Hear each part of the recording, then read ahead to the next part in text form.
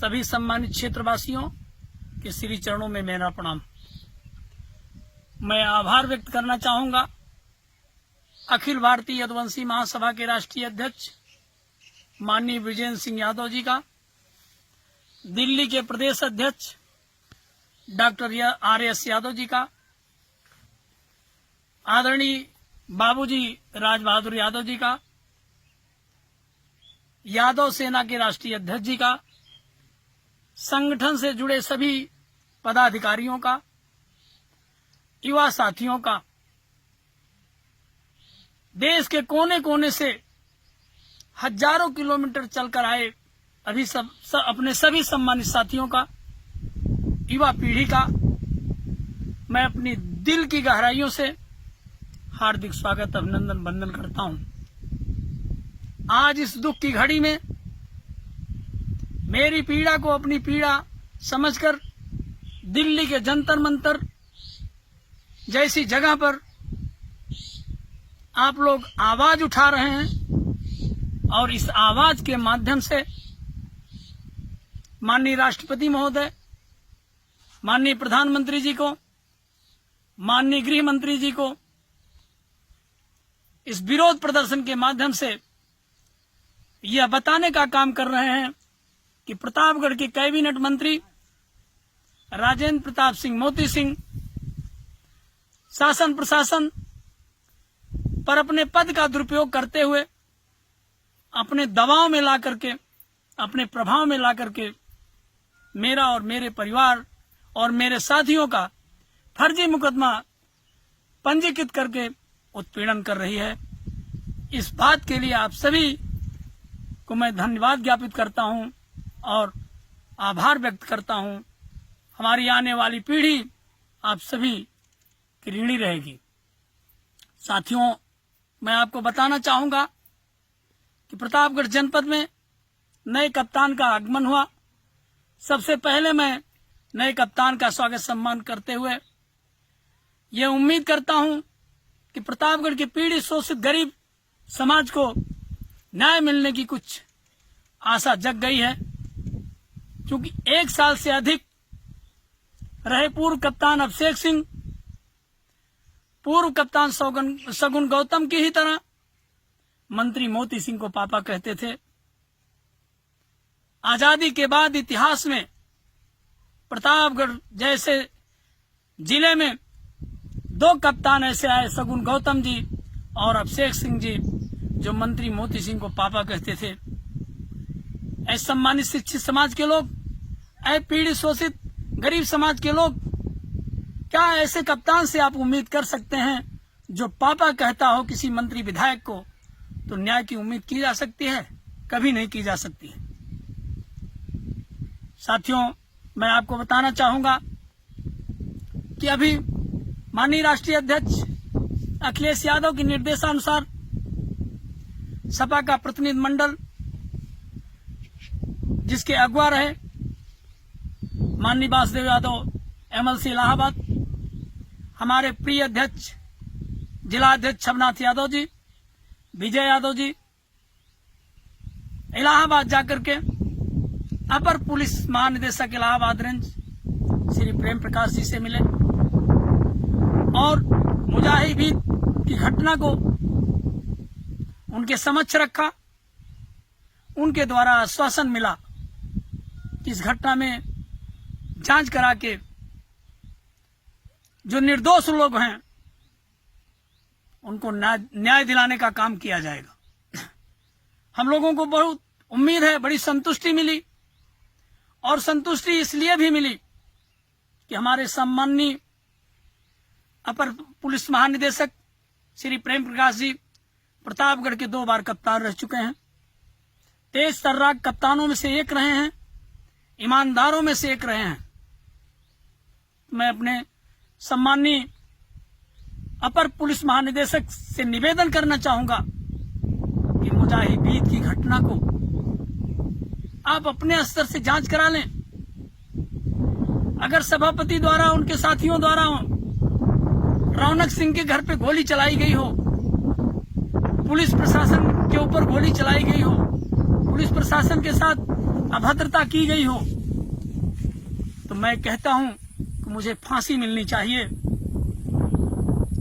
और मैं आपके समक्ष आत्मसमर्पण करने के लिए तैयार हो जाऊंगा, इसमें कोई संदेह नहीं है। साथियों, मैं अपनी युवा पीढ़ी के लोगों से निवेदन करना चाहूंगा कि जो Facebook, social media, WhatsApp group, Twitter से जुड़े हुए हैं, मैं आप सभी से गुजारिश करूंगा कि आप जो भारत देश के भविष्य हैं, जो भारत देश के विकास हैं, जो भारत देश के पीड़ित शोषित गरीब की आवाज हैं, राष्ट्रीय अध्यक्ष माननीय अखिलेश यादव जी के खिलाफ जब फेसबुक, सोशल मीडिया पे कमेंट पढ़ता हूं तो बड़ी पीड़ा होती है।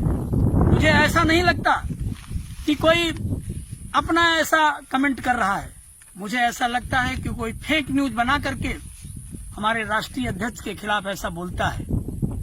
तो साथियों, मैं आप सभी से ये बताना चाहूंगा कि राष्ट्रीय अध्यक्ष जी इस प्रकरण में बैठे ही नहीं हैं, उन्होंने संज्ञान में लिया, मुझे खुद बुलाकर मुझसे मिले और मेरी बात को समझे, मेरी पीड़ा को समझे और समझने के बाद उनको सच्चाई जब पूरी मालूम हुई तो उन्होंने अपने 2 प्रतिनिधि माननीय एमएलसी,